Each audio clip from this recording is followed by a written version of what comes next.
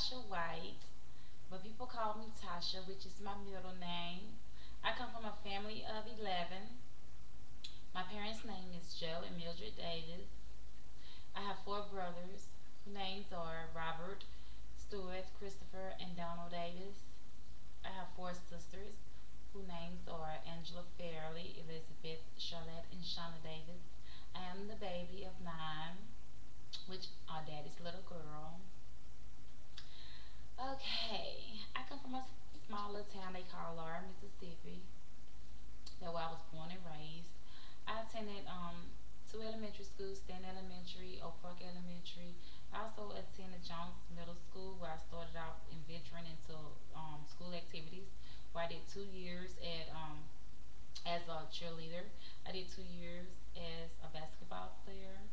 And then I went to R.H. Watkins High School, which is now Laura High School. I did 4 years there, and during my 4 years, I was still a cheerleader for the 4 years I was there. I also still played basketball, but I also added softball. I played tennis my sophomore and junior year, so I only played tennis 2 years. I was on the Honor Society. I was my class president my junior and senior year. I was in the Hall of Fame. I was in several clubs and serving as presidents and secretaries. I can name a couple: the Hero Club, the FBLA Club, and the Tavern Club, which I was only in the Tavern Club for 1 year. It got created my senior year there, but it's still up and running as of today. It's still at Laura High School, which I'm so proud that our class, which is class of '97, was the one that created that group, and I'm just so excited that it's still up and running today. Okay, that's a little bit about myself, and I'm very active in my community. I volunteer a lot with the American Red Cross, and I volunteer with the Salvation Army. And I'm also married. I've been married 8 years to my loving husband, Irvin White. I have one son who is 13, Christopher. I have two stepdaughters, LaQuavia and Shamonica White. And I also attend Sweet Hope Baptist Church in Laura, Mississippi. And I sing in the choir. I'm on the Pastor 8 board at my church.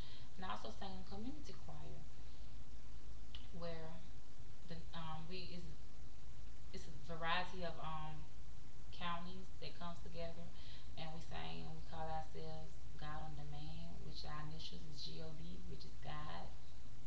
I love singing in that choir. That's one of my things that my passion is, singing and dealing with the youth. I'm also the not over it, but I'm on the board with our youth department at my church and everything. And that pretty much sums up everything about me. Whereas my two disciplines are child and development and child and family studies. When you add them together, it's like family dynamic. I chose my question because it was a very, very impact on me growing up with my best, during my younger years with my best friend Angie. My research question is, research project is, how do parents help their kids cope with divorce or separation of parents? And the reason why I really want to know that answer is because I had a best friend, which her name is Angie. It's Angie. She went through it with her parents and me, and the only thing she remember is her dad walking out the door. She didn't know why he walked out the door. She didn't know what was going on. They never sat her and her brother down and told them anything. I mean, they just separated. They just got divorced. Never thought about the kids.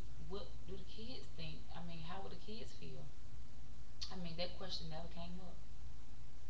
And it really did an impact on her life. I mean, it changed her life dramatically. She went from being an honor roll student to flunking every subject it was to flunk. But eventually she picked herself up and she got back on the right track. And that leads to my other point in my question. To lead to the other part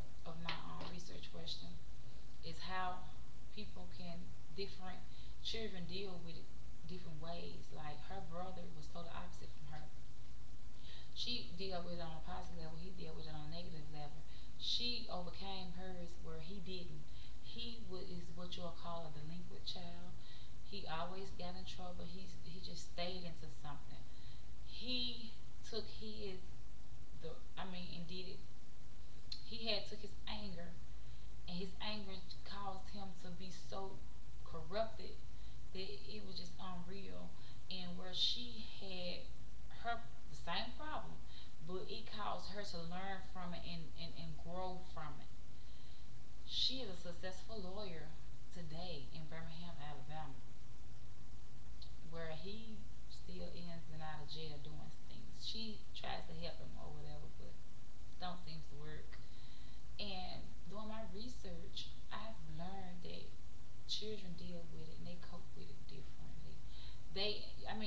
Doing my research, I found out, and I never would have even thought about this, that some children deal with their emotions through drawings. It's like one of the books I read, a little young girl, she actually had pictures around her whole room of her emotions, of how she was feeling because her parents was going through a divorce. And people didn't understand how she used to have them, you know, had pictures of a young girl, which was her, with tears coming down, and the tears was the color of red. In her background, she had her mom facing this way, her dad facing that way, and she's in the middle with the tears crying down with red. And the color of the tears was red. That was so amazing to me. How you deal with different situations differently. You just really do. And I really, really wanted to know about, this question. It's not only for parents. It don't target just at parents. It's any adult figure that's in that child's life. If they're in that child's life and that child is going through a divorce, a separation of their parents, they need to know that question, that very question too. It only didn't impact her, it impacted me to the point that I want to know. Because me and her we still are. We're the best of friends. When she heard, I heard. When I heard, she heard. And it's like, that's a major question that I wanted to answer. I wanted to answer myself. And I just hope and pray that when y'all see my presentation, that y'all will give me some good feedback. And I just really, and I hope and pray when I see y'all, I will give y'all some good feedback on it. I would love to know because you never know. That's what research all about. You keep researching. Y'all might know something that can shed a light on me with my research.